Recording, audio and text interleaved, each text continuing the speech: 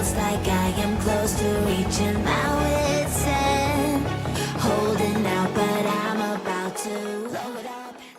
Herzlich willkommen in einem sonnigen Tag auf Nordzypern. Hallo Alex, grüß dich. Hallo Adam, schön dich zu sehen. Dich auch. Heute haben wir das Thema Immobilienkauf auf Nordzypern und möchten gerne Ihnen alle wichtigen Punkte benennen. Wenn du möchtest, kannst du gerne anfangen, Alex. Ja, wir haben gedacht, wir ziehen das als Interview so ein bisschen auf. Der Experte sitzt ja vor mir. Ich möchte noch einer werden, aber mittlerweile kenne ich mich hier auf Zypern auch schon ganz gut aus und habe auch selber hier Immobilien gekauft. Und deshalb weiß ich auch so ein bisschen, wovon ich spreche und worauf es dann auch ankommt. Aber es gibt sehr viele Punkte, glaube ich, die für viele noch unklar sind oder unklarer geworden sind in der letzten Zeit, weil auf Social Media auch teilweise falsche Sachen berichtet worden sind und dass es deutlich schwerer geworden ist oder gar nicht mehr möglich ist für Ausländer hier Immobilien zu kaufen. Das wollen wir heute so ein bisschen widerlegen und wirklich mal auf den Grund gehen, diesem Thema, was nun wirklich Sache ist hier. Und ja, da hatte ich mir so erstmal überlegt, was ist denn der Grund dafür, warum wir nach Nordzypern ausgerechnet gehen. Ja, also für mich waren politische Sachen natürlich ausschlaggebend, dass ich hier wieder meine Freiheit genießen kann und das sogar außerhalb der EU, aber trotzdem ja immer noch in Europa und nah auch an der Heimat, sodass man auch mal einen Heimatbesuch eben durchführen kann. Ja, aber die Insel selber ist halt schön. Wir sitzen jetzt hier gerade. Was sagst du dazu? Es ist wie im Traum. Ja. Also wir haben sonniges Wetter im Februar. Ich Ja. habe zwar einen Pulli an, du hast ein Hemd an, aber man könnte auch ganz locker mit dem T-Shirt sich hier hinsetzen, ohne zu frieren. Ist sehr angenehm, muss ich Ja, sagen. mir ist es jetzt fast schon zu warm. Ja, wenn die Sonne scheint, ist es hier wirklich auch im Winter sehr, sehr schön und die scheint halt auch recht oft. Und ja, es ist halt hier wirklich ein kleines Paradies, kann man sagen. Auf der Forbes-Liste ist Nordzypern auch wieder zu einem der Spots für Ausländer gewählt worden, auch zum Investieren. Wenn das Thema auf Immobilien kommt, ist es ein Hotspot noch sozusagen. Und im Vergleich zum Beispiel hier in Nordzypern zu Südzypern haben wir noch ganz andere Preise. Und auch wenn die Preise hier in letzter Zeit etwas angezogen haben, ist es trotzdem noch vergleichsweise deutlich günstiger als im Süden, oder? Ich bin derselben Meinung. Was mich hier immer wieder motiviert auf Nordzypern ist, dass man hier auf Nordzypern, wir zahlen keine Gewinnsteuern. Also egal was du investierst, egal was du kaufst, wenn du es mit Gewinn weiterverkaufst, zahlst du immer dieselben Quoten an Steuern. Also ich gebe dir ein Beispiel.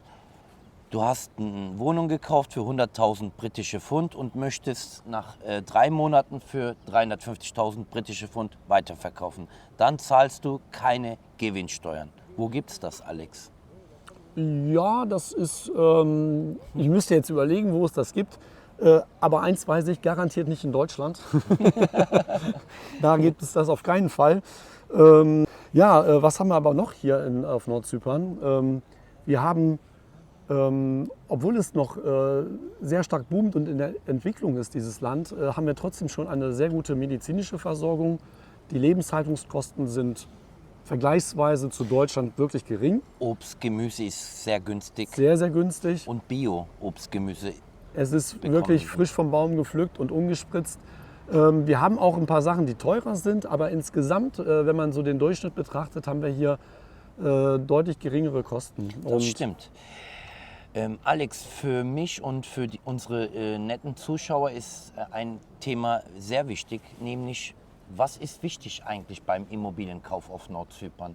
Und welche Themen wurden nicht 1:1 in Hand genommen? Diese Themen sollten wir mit dir diskutieren, Genau. damit unsere Zuschauer und Investoren besser informiert werden. Ja, die erste Frage wäre natürlich, wozu möchte ich diese Immobilie kaufen? Ist das ein reines Investment oder zur Eigennutzung oder vielleicht eine Mischform? Das ist vielleicht erstmal die erste Frage, weil da kommt es ja dann auf die Lage an, wofür brauche ich diese Immobilie. Und letztendlich glaube ich auch, wenn ich sie später mal verkaufen möchte, wenn ich mit dem Gedanken spiele, vielleicht verändert sich auch was im Leben, dann möchte ich ja auch eine Immobilie wieder gut loswerden können. Die meisten fragen mich wegen den Mieteinnahmen. Also die meisten heutzutage aktuell außerhalb den Auswanderern, die auf Nordzypern investieren möchten, die wollen Investobjekte kaufen für Mieteinnahmen, damit sie extra Einnahmenquelle haben und mit den Mieteinnahmenquellen wollen sie dann leben. Aber dafür gibt es sehr wichtige Punkte, die man benennen sollte, wie zum Beispiel euer Investobjekt muss ein richtiges Investobjekt sein und man muss wirklich professionell beraten werden. Und um professionell beraten zu können, müssen Sie von einem zertifizierten, angemeldeten Immobilienmakler auf Nordzypern beraten werden. Das heißt, Ihr Immobilienmakler muss zertifiziert sein. Und dasselbe gilt auch für den Anwalt. Ihr Anwalt muss auch zertifiziert und angemeldet sein. Was mir aufgefallen ist, dass die meisten Kunden und Investoren nicht danach fragen. Also die sollten nachfragen, ob der Makler zertifiziert ist. Dafür gibt es so eine Lizenz, also im Maklerverband und auch genauso auch für einen Anwalt. Ja, ich denke auch, dass das ein ganz wichtiger Punkt ist, auf vertrauenswürdige und lizenzierte Leute zu setzen. Weil in meinem Fall war es jetzt so, wir haben uns auch für verschiedene Immobilien interessiert, jetzt als Mietobjekt und also zur Vermietung als passives Einkommen. Und da hattest du mir dann auch geraten, dieses Apartment dann eher etwas zentraler Richtung Gürne zu kaufen und nicht zu weit außerhalb. Und genau das war der Punkt. Uns gefiel eigentlich ein anderes besser, aber wir haben dann auf dich gehört. Und letztendlich war es der entscheidende Punkt, der richtige Rat auch. Und da bin ich heute noch dankbar drüber, weil heute können wir diese Immobilie deutlich besser verkaufen und auch viel besser vermieten. Ja? Ich denke, das sind ganz entscheidende Punkte. Und ein kleiner Hinweis noch, hier sind ja auch viele Leute auf der Insel unterwegs, die Immobilien verkaufen. Da geht es in erster Linie nur um den Verkauf, meistens auch um eigene Projekte. Die haben dann auch gar nicht die große Auswahl, da geht es dann meistens um 1 oder 2 Projekte. Und ja, ich glaube, die sind etwas befangen. Alex, was mir aufgefallen ist, es gibt auch Investoren, die investieren nur mit einem Kaufvertrag. Es gibt Kunden, die auf Nordzypern eine Immobilie erwerben, nur mit einem Kaufvertrag. Das heißt, sie haben keine Grundbucheintragung, wurden nicht gut informiert für die Immobilienurkundeübertragungsprozess und das gesamte Prozedere. Wenn wir das in Hand nehmen, kann ich es Ihnen ganz kurz eigentlich beschreiben. Punkt 1. Sie haben sich entschieden für eine Immobilie. Was ist zu tun? Sie fragen nach der Lizenz vom Makler, Sie fragen nach der Lizenz vom Anwalt. Was ist dann der Prozedere? Punkt 1, Sie zahlen eine Summe X an Reservierung. Und dann muss der Anwalt, die Anwältin, ihre Unterlagen beim Verkäufer nachprüfen. Ob Hypotheken vorhanden sind, ob die Bauerlaubnisse in Ordnung sind, ob der Grundstücksinhaber derselbe Grundstücksinhaber ist. Wenn der Grundstücksinhaber sich mit dem Bauträger geeinigt hat für den Bau, dann muss der Bauträger den Verkauferlaubnis haben, also die allgemeine Vollmacht fürs Grundstück. Das sind sehr wichtige Themen, die der Anwalt, die Anwältin nachprüfen muss vor der Anzahlung. Weil wenn Sie die Anzahlung geleistet haben und den Kaufvertrag bestätigt haben, ist es schon zu spät. Richtig. Und ganz wichtige Punkte. Das sind ganz wichtige Punkte. Wenn Sie sich damit nicht auskennen, kann auch vieles schiefgehen, dass Sie einen Kaufvertrag unterschreiben haben und keine Grundbucheintragung bekommen. Mir fällt noch ein Punkt ein, die Nähe zum Militärgebiet wäre vielleicht auch noch ein wichtiger Punkt. Das stimmt auch. Ein Ausländer, der auf Nordzypern investiert, egal wo Sie investieren, das Militärgebiet darf nicht näher als 375 bis 500 Meter sein. Und das kann auch die Anwältin nachfragen, überprüfen, ob die Immobilienurkundeübertragung in Ordnung ist. Ganz genau, weil nämlich, wenn das dann später nicht zugelassen wird im weiteren Verkaufsprozess, dann gibt es doch schon einiges an Ärger, weil dann sind schon Zahlungen erfolgt und da muss man dann ja, einen Anwalt einschalten, um an sein Geld wieder ranzukommen eventuell. Und dann wird es kompliziert. Ja. Also Alex, stellen wir uns vor, du bist jetzt neu auf Nordzypern und möchtest eine Immobilie erwerben. Was ist zu tun? Du zahlst eine Reservierungsgebühr an die Anwältin und sie beginnt dann ab dem Zeitpunkt zu überprüfen, ob die Hypotheken vorhanden sind, ob die Bauerlaubnisse in Ordnung sind. Und nach der Überprüfung der Unterlagen bereitet sie für dich den Kaufvertrag und für den Verkäufer. Nachdem der Kaufvertrag vorbereitet worden ist, wird er an beiden Seiten zugesendet per Mail. Und wenn beide Seiten damit einverstanden sind, bestätigt der Kunde, der Käufer, den Kaufvertrag. Und dieser Kaufvertrag wird dann im Finanzamt mit 0,5 Stempelgebühren gestempelt. Das bedeutet, der Kaufprozess wird in einem legalen Prozess gestartet. Mit dieser 0,5 Stempelgebühr vom Kaufvertrag wird ein Termin organisiert im Grundbuch für die Grundbucheintragung. Und nach dem Termin bekommt der Kunde, der Käufer, die Grundbucheintragung. Aber das ist nur der Anfang des Kaufprozesses. Was muss dann getan werden? Dann muss der Makler oder die Anwältin für den Käufer im Innenministerium einen Antrag stellen für die Title Deed Transfer, das heißt für die Immobilienurkundeübertragung. Das bedeutet, auf Nordzypern gibt es 2 Prozederes für den Immobilienkauf. Punkt 1 ist Grundbucheintrag, Punkt 2 ist Immobilienurkundeübertragung. Wann werden die Steuern bezahlt? Also die ersten Steuern werden bei der Eintragung bezahlt, nämlich 0,5 Stempelgebühren und 6% die Registrierungsgebühren. Die ersten 6,5% Steuern werden bei der Eintragung bezahlt. Wann werden die restlichen Steuern bezahlt? Die restlichen Steuern werden für Ausländer circa nach 24 Monaten bezahlt, während der Urkundeübertragung. Und das lautet auch gleichzeitig 6% Übertragungssteuern. Dann sind wir schon auf 12,5. Und wenn Sie eine neue Immobilie erwerben von einem Bauträger, dann zahlen Sie nochmal 5% Mehrwertsteuer. Das heißt, insgesamt werden 17,5% Steuern bezahlt. Ja. Das erscheint jetzt erstmal relativ viel. Ja, aber man muss dazu sagen, man zahlt diese Gebühr jetzt, diese 17,5%, nicht auf den kompletten Kaufpreis, weil in den Verträgen wird meistens deutlich weniger angegeben, weil wir ja auch noch zusätzliche Leistungen kaufen, wie Inventar, Küchen und so weiter. Und das wird dann vom Kaufpreis auch wieder abgezogen, sodass das doch deutlich geringer wird. Und das sind manchmal 30 bis 40%. Teilweise auch 50%. Teilweise auch 50%. Ich kann dazu sagen, also anstatt 17,5 wird häufig um die 10% von der Gesamtsumme bezahlt. Also keine 17,5. Im gesamten Fall zahlt man zwar 17,5, ja, aber wenn man den Kaufvertrag in eine geringere Summe reinschreibt, und damit ist auch das Grundbuch einverstanden. Also es ist ja nicht so, der Grundbuch bestimmt das. Wenn das Grundbuch damit einverstanden ist, dann können Sie auch einen geringen Preis angeben. Also es ist nicht der Fall, dass Sie jetzt etwas machen, was nicht erlaubt ist.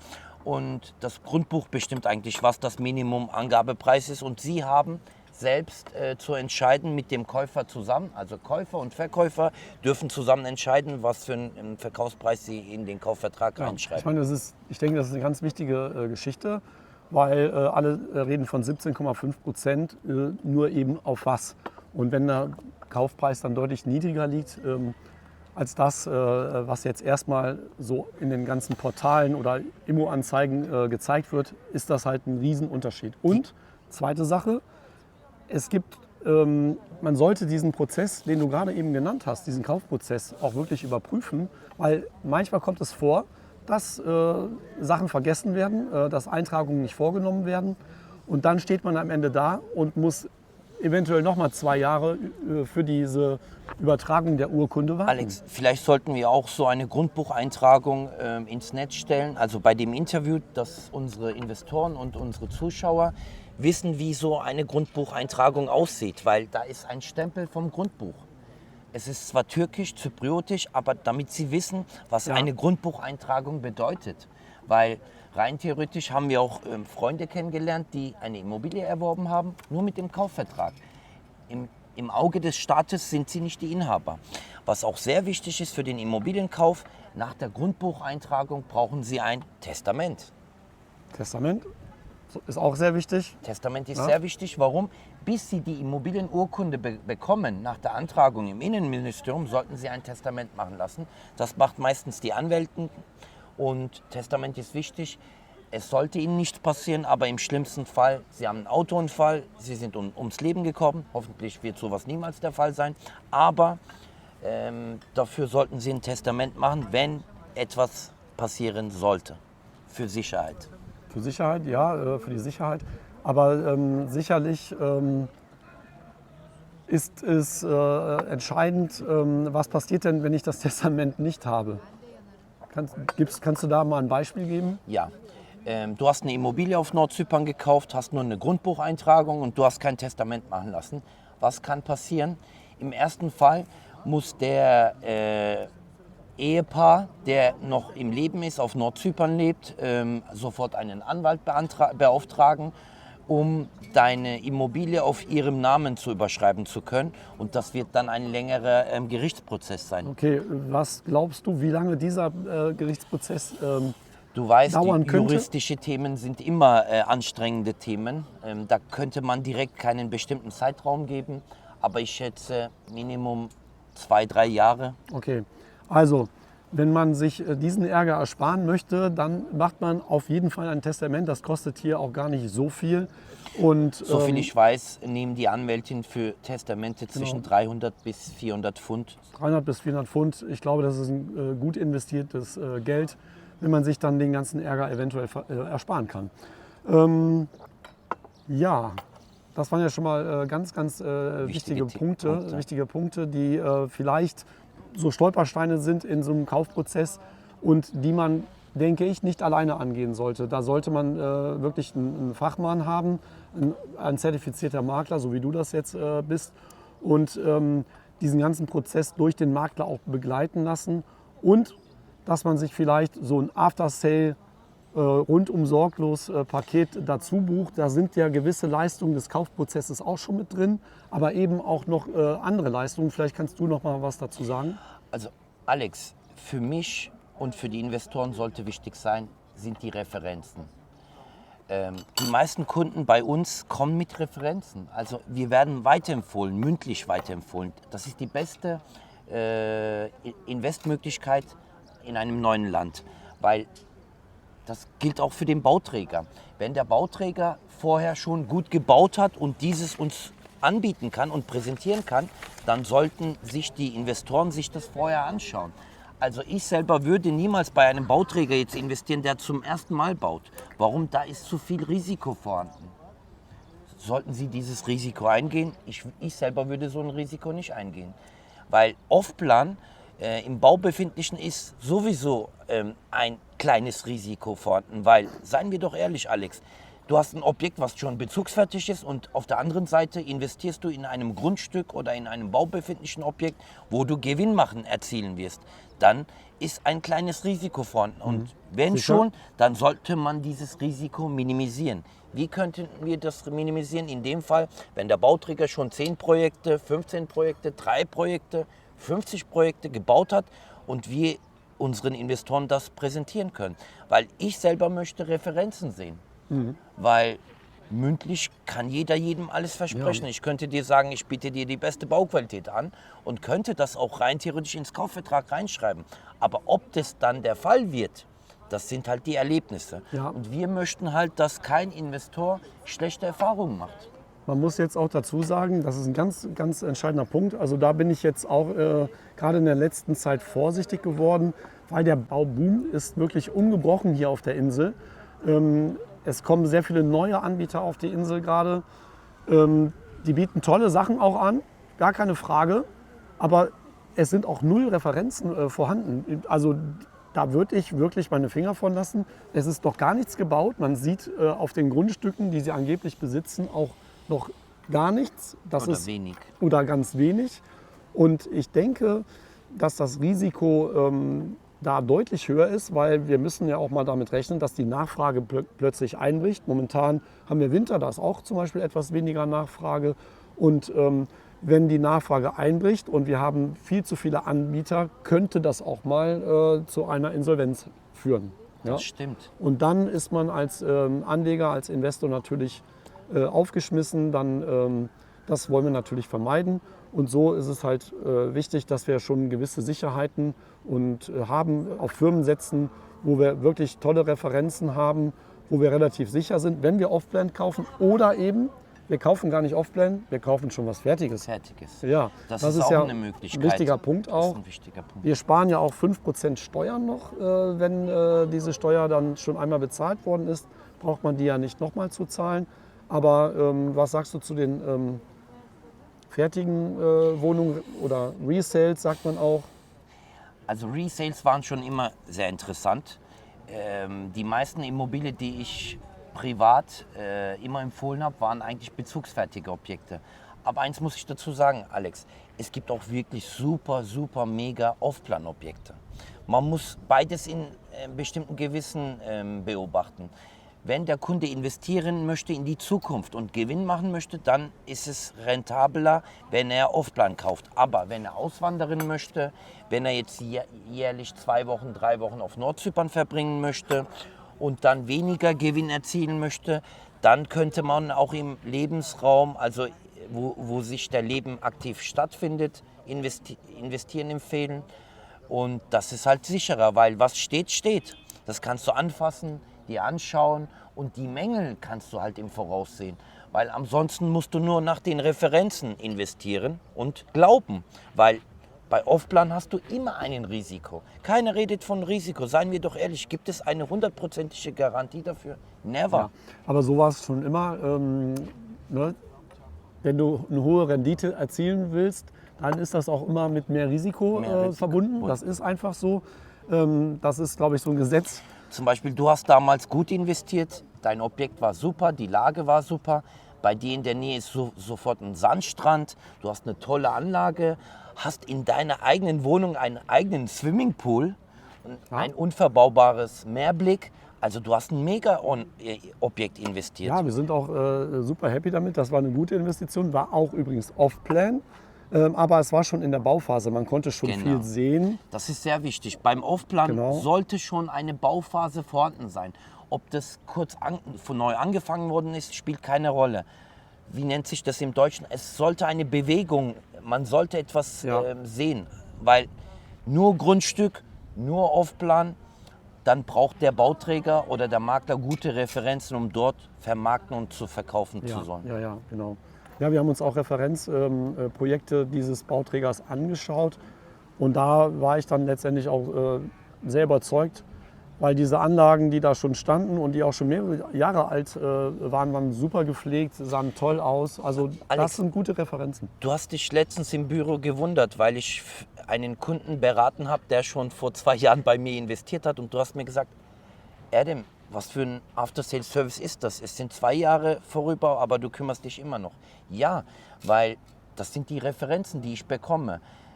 Wir unterscheiden uns in dem Fall nicht nur vor dem Immobilienkauf, auch nach dem Immobilienkauf. Ja. Der After-Sales-Service ist sehr wichtig beim Immobilienkauf, weil der hauptsächliche Prozess beginnt erst nach dem Immobilienkauf. Richtig. Und finde ich auch mega toll, wie du das mit deinen Kunden machst, wie du sie nachher auch betreust. Aber wir müssen jetzt auch wirklich mal darüber sprechen, was denn da drin ist. Also In diesem After-Sales-Service, ne? In dem After-Sales-Service ist sehr vieles vorhanden. Fangen wir gleich mit den behördlichen Gängen an. Wasseranmeldungen, Stromanmeldungen in Behörden, dann die Anmeldebescheinigung für Nordzypern, Kontoeröffnung, Autokaufberatung, Versicherungen, zum Beispiel Immobilienversicherungen, gesundheitliche Versicherungen, wo sie dann beraten und unterstützt werden in jeder Phase. Das ist sehr wichtig, vor allem für Auswanderer. Und Versicherung spielt eine sehr wichtige Rolle, zum Beispiel Krankenversicherung. Hier auf Nordzypern zahlt man, was man in Deutschland zahlt, zahlt man hier vielleicht 1/6, 1/7, was man in Deutschland zahlt. Ist viel günstiger. Ja, deutlich günstiger, ja. Es ist deutlich günstiger und man kriegt sehr gute Services für Krankenhäuser bei Privatkrankenhäusern. Ja, also ich habe selbst schon Erfahrung gemacht in den privaten Krankenhäusern, haben wir eigentlich, ist es vergleichbar wie in deutschen Kliniken, also tolle Ausstattung, super Service. Alex, wir geben auch After-Sales-Service auch für Kunden, die nicht bei uns investiert haben. Sagen wir mal, ein Herr Müller hat bei einem X-Bauträger eine Summe X investiert, aber möchte einen After-Sales-Service und ist mit dem Berater oder mit dem Bauträger bis zu dem Zeitpunkt nicht zufrieden, dann kann er gerne bei uns den After-Sales-Service buchen, um reibungslos den gesamten Prozess nach dem Immobilienkauf zu absolvieren, weil der Prozess beginnt nach dem Kauf, nicht vor dem Kauf. Vor dem Kauf sind die Unterlagen zu prüfen und die Referenzen, aber nach dem Immobilienkauf vor allem die Übertragungsprozess. Enorm wichtig, ja.